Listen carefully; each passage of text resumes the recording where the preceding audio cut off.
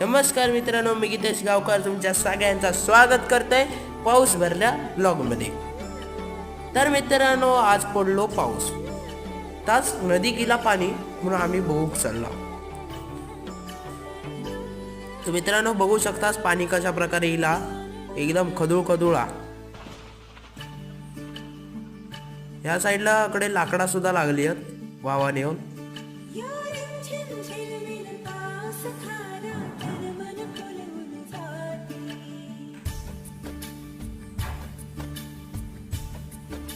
सगळेजण पाणी बघूसाठी इल्ले पुलावरच।